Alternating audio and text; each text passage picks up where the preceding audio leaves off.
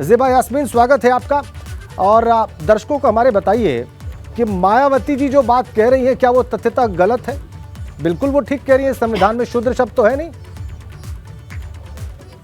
देखिए, सबसे पहले तो हम ये पूछना चाहेंगे कि क्या समाजवादी पार्टी या क्या स्वामी प्रसाद मौर्य जी ने संविधान पे प्रश्न उठाया है? बिल्कुल। आप लोग अलग रास्ते पे भटक रहे हैं। अभी अरुण राजभर जी को मैं सुन रही हूँ कि संविधान में ऐसा कोई शब्द नहीं है, तो संविधान की तो बात हम कर भी नहीं है। बाबा साहब भीमराव अम्बेडकर जी ने जो संविधान बनाया है सही है, और अगर उसका पालन होता तो देश में कोई परेशानी ही नहीं आती। लेकिन यहाँ बात रामचरितमानस की कुछ पंक्तियों का हो रहा है। ग्रंथ को कोई गलत नहीं कह रहा है, सनातन धर्म को कोई गलत नहीं कह रहा है, लेकिन हर ग्रंथ में या कोई ऐसी चीज है जो नहीं है स्वामी को, उसको लेके अपनी आपत्ति जता रहे हैं। जहां तक अरुण राजभर जी की बात है, देखिए हमारा वो चाल चरित्र नहीं है समाजवादी पार्टी का कि हम किसी से गठबंधन करें और गठबंधन तोड़ने के बाद हम उसे अपशब्द कहें। तो इनके साथ वाली भाषा में तो हम नहीं उतर पाएंगे समाजवादी पार्टी। और अभी आपकी बात से मैं सहमत हूँ, आप कह रहे थे इनकी भाषा जो अरुण राजभर जी की है, लोहिया जी की विचारधाराओं को भी तो आपने पलीता लगाया, डॉक्टर अंबेडकर जी की विचारधाराओं को पलीता लगाया, जयप्रकाश नारायण जी की विचारधारा, उन्होंने तो भगवान राम को आराध्य माना, उनकी विचारों को सराहने का प्रयास किया। आप भगवान राम पर सवाल खड़ा करके भगवान राम के ऊपर सवाल खड़ा कर दिया। भगवान राम ने मर्यादा का पाठ पढ़ाया, आपने तो मर्यादा को तार तार करने का प्रयास किया। आपने उन दलित पिछड़े आदिवासियों को सीधे से अपमानित करने का प्रयास किया। मैं तो पूछ ही रहा हूँ कि सत्ता में रहते हुए अरुण जी आगे बात, समय कम है, उत्तर देने दीजिए उनको ताकि जी जी ठीक है, उनको एक बार उत्तर देने दें, फिर भाजपा के प्रवक्ता और नवलकांत भाई से भी बात करनी है। जी देखिए, समाजवादी पार्टी को मैं रिप्रेजेंट कर रही हूँ। समाजवादी पार्टी हर धर्म को सबको सम्मान करती है। जहाँ तक बात माननीय राष्ट्रीय अध्यक्ष जी का है, वो भी सनातन धर्म से आते हैं और पुरुषोत्तम राम जी की बहुत सम्मान करते हैं। बात यहाँ उस पंक्ति की है और शूद्र की है, दूसरी कोई बात समाजवादी पार्टी ने नहीं उठाई है, ना ही धर्म पे और ना ही ग्रंथ पे, बस उस पंक्ति पे बात उठाई है। कौन लोग? अगर श्री अखिलेश यादव जी के नाम के आगे हम शूद्र जोड़ दें और उनसे कहें कि श्री अखिलेश यादव शूद्र जी क्या हाल चाल है, तो स्वीकार करेंगे? आप उन करोड़ों लोगों के संवैधानिक अधिकार दिए हुए लोगों को आप अपना अपमानित कर रहे हैं। तो श्री अखिलेश यादव जी विकास की बात करते थे, अब धर्म की बात कर रहे हैं। चुनाव के दरमियान फरसा उठा करके मूर्ति लगाते थे, फरसा लगाते थे, साधु संतों के चरण वंदना करते थे, स्नान करने कुंभ में चले जाते थे। ये क्या, ये सिर्फ दिखावा था? ये सिर्फ पिछड़े दलित आदिवासियों के विचारों पर ठीक है ठीक है ठीक है। अब भारतीय जनता पार्टी के प्रवक्ता को चर्चा में लेके आते हैं। आ गई बात, दोनों की बात आ गई। आलोक वर्मा जी, स्वागत है आपका। वर्मा जी, अब देखिए समाजवादी पार्टी ने अपनी बात कह ली, सुभाषपा के प्रवक्ता हमारे साथ बैठे हैं, उनके पदाधिकारी अरुण राजभर, उनकी बात भी आपने सुनी ली, और मायावती जी का भी ट्वीट आपने देख लिया।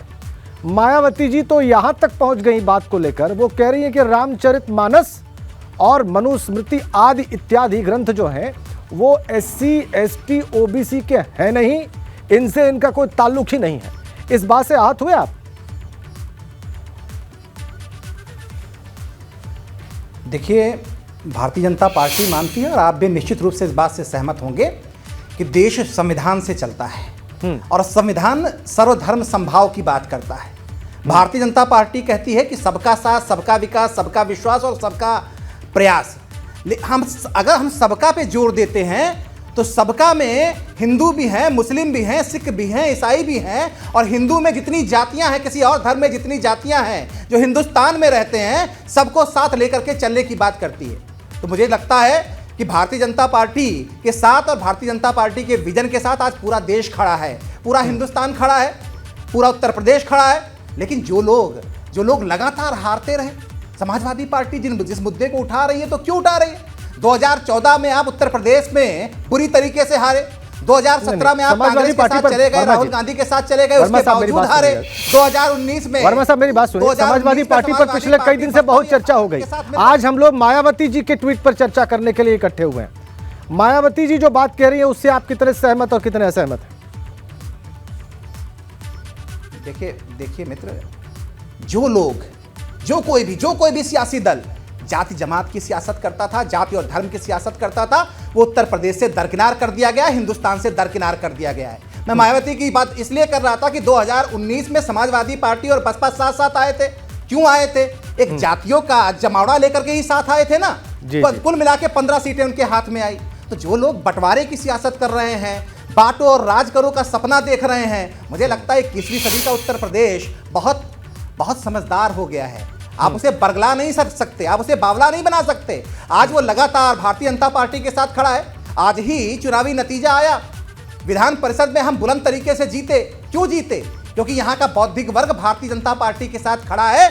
आज भी ये दावा आप कर सकते हैं, बिल्कुल, जिस तरीके से पूरा राइट है आपके वो पास। बताता है बिल्कुल वर्मा साहब, इन परिणामों के बाद आप ये दावा कर सकते हैं वर्मा साहब। बिल्कुल मैं भी सहमत हूं इस बात से कि 5 में से 4 सीटें एमएलसी की, शिक्षक खंड की और स्नातक खंड की आपको मिली हैं। आप ये दावा कर सकते हैं कि इस मुद्दे के बीच में ये चुनाव हुए और उसमें 5 में से 4 आपने जीती हैं। इसका मतलब ये कि बौद्धिक वर्ग का समर्थन आपके दल को और आपके विचार को मिला है। ये दावा आप कर सकते हैं, वैलिड है। अभी आज ही रिजल्ट आया है।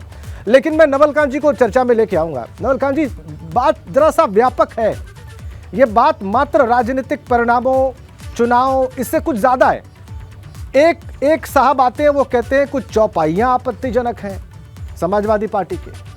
उसके बाद बसपा सुप्रीमो आ जाती है, लगभग 8-9 दिन बाद इस विवाद में एंट्री करती हैं, कहती हैं ये बात ही गलत है सिरे से, रामचरितमानस से और मनुस्मृति से दलितों का, पिछड़ों का, शोषितों का लेना देना ही नहीं है, हमारे ग्रंथ ही नहीं है।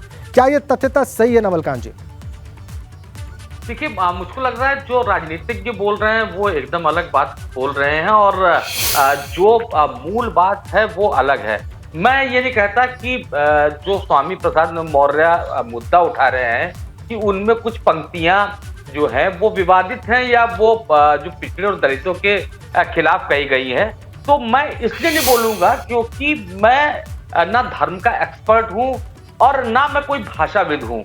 लेकिन मेरा सवाल यही है, क्या ये पॉलिटिशियन तय करेंगे? अगर ये पूछा जाए कि देश में या दुनिया में 100 लोग कौन हैं जो ये तय कर सकते हैं कि इसमें जो चौपाई है उसका अर्थ क्या है, तो क्या उस लिस्ट में स्वामी प्रसाद मौर्य का नाम आएगा? मेरा जवाब है नहीं। दूसरी बात, तो जो मायावती ने ट्वीट किया वो मुझको बहुत ज्यादा तर्कसंगत लग रहा है, क्योंकि वो ये कह रही है कि देश तो संविधान से चलता है और वास्तविक स्थिति ये है कि अगर संविधान की माने तो आप किसी भी दलित व्यक्ति या पिछड़े व्यक्ति के नाम के आगे अगर शूद्र लगा देंगे और वो इसकी शिकायत कर देगा कि ये मुझको नीचा दिखाने के लिए या जातिगत टिप्पणी के लिए ऐसा काम कर रहे हैं, तो दूसरा व्यक्ति जेल चला जाएगा।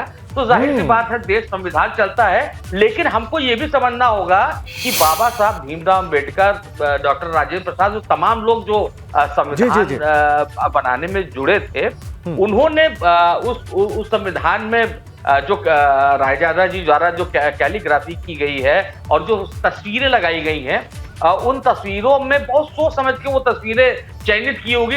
इतने बड़े विद्वान लोग देश का संविधान सभा में थे। बिल्कुल आप सही कह रहे हैं। पूरी दुनिया से संविधान पढ़ने के बाद बैठे थे, तो उन्होंने बहुत सोच समझ के कुछ तस्वीरों का चयन किया होगा और उसमें प्रभु श्री राम के जो राम दरबार वाली तस्वीर है वो भी है।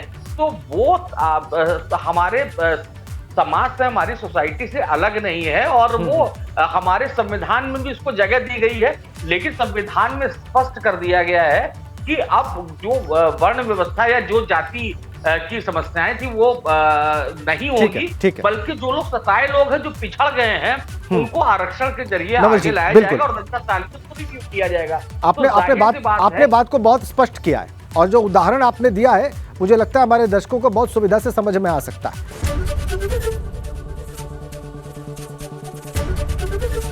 एबीपी गंगा, खबर आपकी, जुबान आपकी।